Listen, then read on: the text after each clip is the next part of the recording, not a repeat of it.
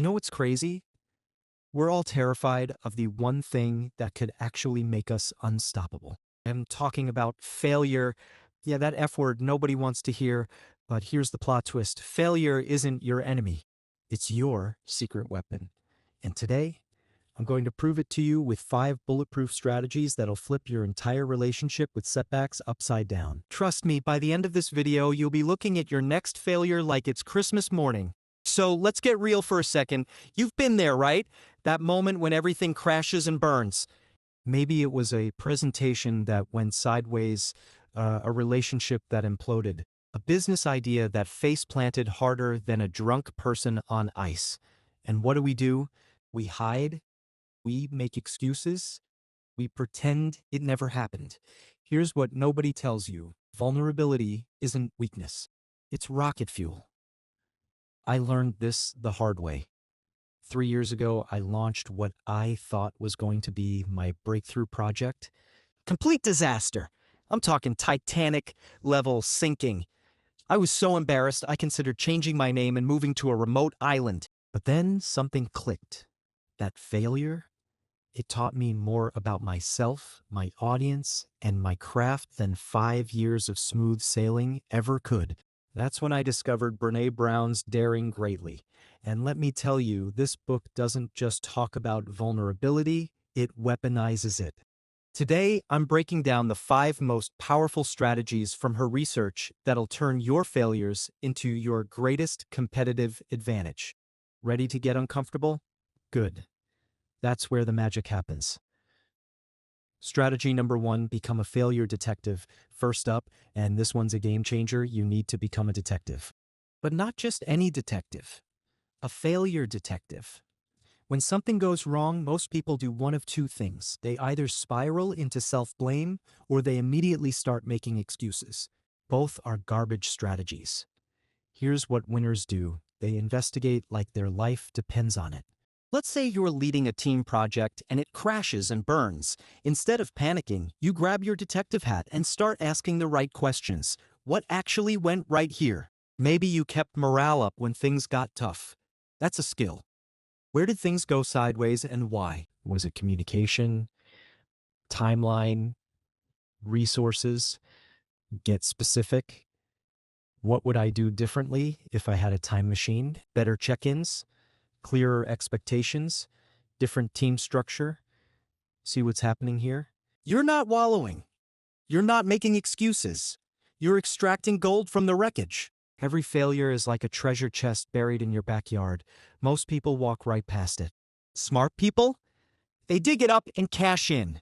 Strategy number 2, turn shame into connection. All right, this next one's gonna make you squirm a little.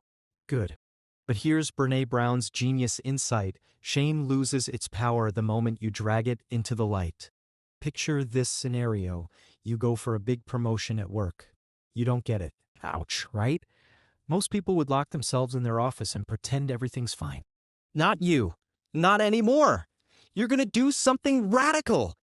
You're going to find someone you trust, a mentor, a close friend, maybe even a colleague, and you're going to say something like this. Hey, I didn't get that promotion, and honestly, it stings. But I'm looking at this as intel. Like, what skills do I need to level up? What blind spots do I need to address? Watch what happens next. Pause. They don't judge you. They don't think less of you. They lean in. They share their own stories. They offer advice. They become your ally. Vulnerability isn't just therapeutic, it's strategic. When you're brave enough to share your struggles, you give other people permission to be human too. And that builds the kind of relationships that change everything.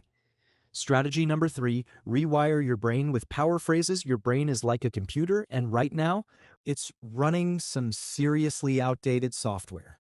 Every time something goes wrong, your mental program kicks in. I'm not good enough. I always mess up. I should just quit. Time for an upgrade. You're going to install new programming, and it starts with what I call power phrases. Next time you bomb a presentation, and trust me, you will, instead of spiraling, you're going to take a breath and say, failure is feedback, not a verdict. When you make a mistake that feels massive, you're going to remind yourself, every setback is a setup for a comeback. These aren't just feel-good quotes. They're neural pathway rewiring tools. Say them enough, write them down daily, and your brain literally starts to process failure differently. You go from victim mode to growth mode, from why me to what now. It's like switching from a flip phone to a smartphone. Same basic function, completely different capabilities. Strategy number 4, build your anti-resume. Okay, this one's my personal favorite because it's so counterintuitive. It's brilliant. You know how everyone's got a resume listing all their wins, their degrees, promotions, achievements? You're going to build the opposite. A failure resume. I'm serious.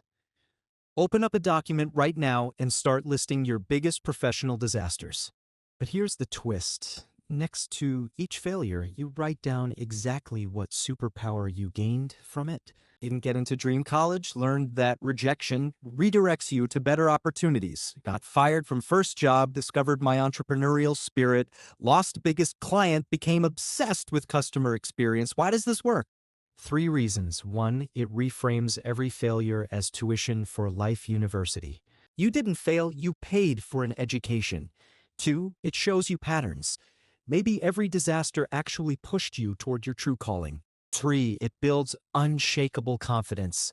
Look at that list. You've survived 100% of your worst days. You're literally undefeated in the survival game. Your failures aren't bugs in your story, they're features. Strategy number 5, celebrate the courage, not just the win last one. And this might be the most important. We live in a result-obsessed world. Win or go home. Success or failure. Black or white. But here's what champions know. The magic isn't in the outcome. It's in the attempt.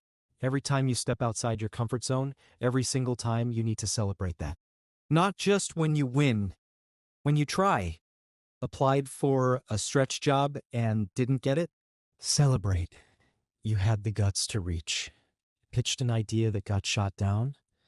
Party time. You put yourself out there. Asked someone out and got rejected? High five yourself.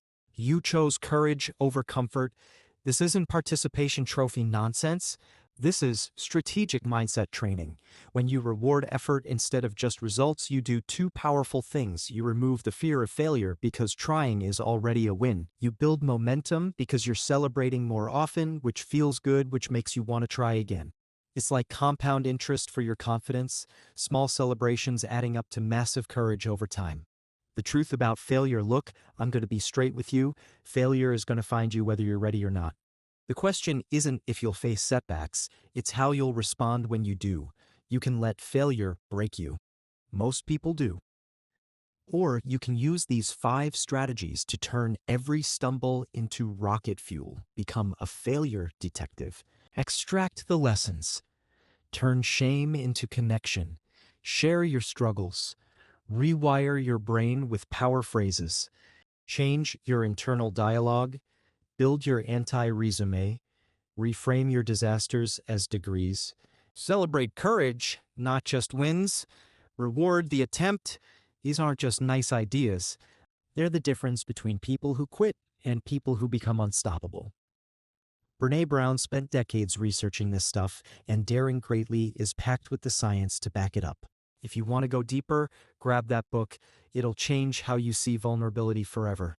But right now, I want to hear from you. What's one failure that actually ended up being a gift in disguise?